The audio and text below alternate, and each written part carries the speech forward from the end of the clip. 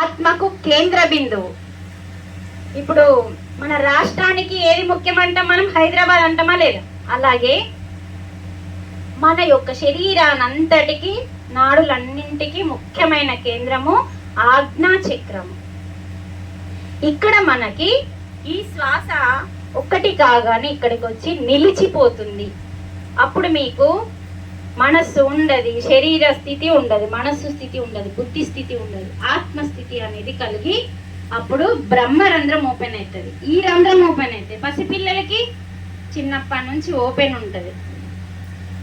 పసిపిల్లలకి బ్రహ్మరంధ్రం ఎప్పుడు ఓపెన్ ఉంటుంది. అందుకే పసిపిల్లలు సమానం కాదు, దేవుళ్ళే. అలాంటి స్థితి మనకి ధ్యానంలో కలుగుతుందమ్మా. పసిపిల్లల స్థితి ధ్యానం ఎవరైతే ఎక్కువ చేస్తారో మనకి ఆ స్థితి కలుగుతుంది. ఆ యొక్క శక్తి ఇది మనకి ధ్యానం ఎందుకు చేయాలి అంటే బ్రహ్మ యొక్క అంటే పరబ్రహ్మ యొక్క విశ్వశక్తిని పొందడం కోసం. మీకు అక్కర్లేదా? మీరు శక్తే కావాలి కదమ్మా. మీ ఇల్లు ఎక్కడో ఉందనుకోండి, మీరు ఇక్కడికి రావాలంటే నీ ఒంట్లో ఏం కావాలి? రక్తం ఉంటే ఏరిపోతుందా? మాంసం ఉంటే ఏరిపోతుందా? అసలు ఏముండాలి?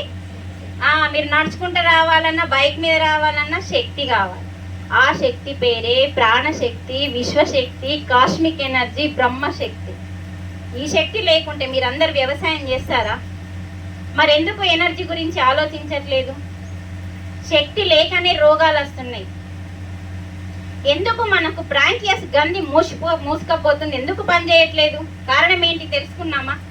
కారణం డాక్టర్ల దగ్గర లేదు, ధ్యానంలో తెలుస్తుంది. ఎందుకు గుండె హార్ట్ వస్తున్నది? ఈ గుండె హార్ట్ అంటే ఏంటిది? హార్ట్ అటాక్ అంటే ఏంటిది? అసలు అది పెద్ద సమస్య కాదండి. అది పెద్ద సమస్య అనుకుంటున్నావు కాబట్టి సమస్యగా మారింది. దాని గురించి వివరించి తెలుసుకోవాలి. తెలుసుకుంటే దాన్ని ఎట్లా క్లోజ్ చేసుకోవాలి ఇక్కడ సజ్జన సాంగత్యంలో తెలుస్తుంది, ధ్యానంలో పోగొట్టుకోవచ్చు.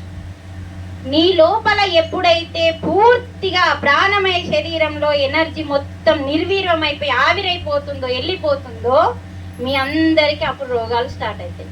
మీ అందరికీ అప్పుడు మానసిక స్థితి స్టార్ట్ అవుతుంది. మనం ఎంతెంత ప్రాణమయ శరీరంలో శక్తిని తీసుకుంటాం అంతెందుకు. చిన్న ఎగ్జాంపుల్, మనం చక్కగా ప్రొద్దు నుంచి సాయంత్రం వరకు ఏదో పని చేసో, లేకపోతే ఏవో ముచ్చట్లు పెట్టో, ఏవో టీవీ సీరియల్ చూసో, వ్యవసాయం చేసో, ఒక్కొక్కరు ఒక్కొక్క రకంగా ఉంటారు. టీవీ సీరియల్ చూసి ఒకరు ఎనర్జీ పోగొట్టుకుంటారు, జాబులు చేసి ఒకరు ఎనర్జీ పోగొట్టుకుంటారు, వ్యవసాయం చేసి కొందరు పక్కింటల ముచ్చట్లు, వీళ్ళ ముచ్చట్లు, వాళ్ళ ముచ్చట్లు, లేకపోతే వాళ్ళకి అసలు అన్నం అరగది. ఎన్ని రకాల మనుషులు మనం ఉన్నామో, ఏమి చెయ్యని వాళ్ళు కూడా ఏ పని చేయరు, ఏ ముచ్చట పెట్టారు, ఏ టీవీ సీరియల్ చూడరు. ఇంద్రమ్మ వాళ్ళ అత్త అడుగుతుంటది ఎప్పుడు. అలాంటి వాళ్ళకి కూడా ఎనర్జీ ఖర్చు అవుతుంది. మరి పని చేయని వాళ్ళకి కూడా, ముచ్చట్లు పెట్టని వాళ్ళకి కూడా ఎలా ఎనర్జీ ఖర్చు అవుతుందంటే కదా, అనవసరమైన విపరీతమైన కొన్ని లక్షల ఆలోచనలు వస్తున్నాయి. మరి ప్రొద్దున నుంచి సాయంత్రం వరకు మీ ఎనర్జీ అంతా ఆవిరైపోతుంది. మరి సాయంత్రం నైట్ పడుకునేటప్పుడు మీరు అందరూ డల్గా ఉంటారా లేదా? ఎందుకు డల్గా ఉన్నారు అండి? పని చేయని కూడా డల్ అవుతారు. ఎందుకు? కారణం ఏంటంటే మన లోపల ఏం పోయింది కదా. వాస్తవమా కదా? పోయింది. ఏ రకంగా పోగొట్టుకున్నామో నీ ఇష్టం, కానీ పోయింది మొత్తాన్ని.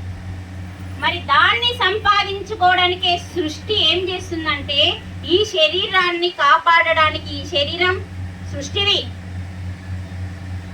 ఈ శరీరం ఎవరిది అంటే సృష్టిది. ఆళ్ళిచ్చిండ్లు. సృష్టి ప్రకృతి మాత ఇచ్చింది. ఈ శరీరాన్ని కాపాడడానికి మీ అందరికి నిద్రను పెట్టిండు, మనందరికి. ఆ నిద్రలో ఏమైతుంది అంటే, ఇప్పటి వరకు ఈ శరీరానికి నరకం చూపించిన శక్తిని లేక, ఆ నిద్రలో ఏమైతుందంటే ఈ శరీరాన్ని కాపాడు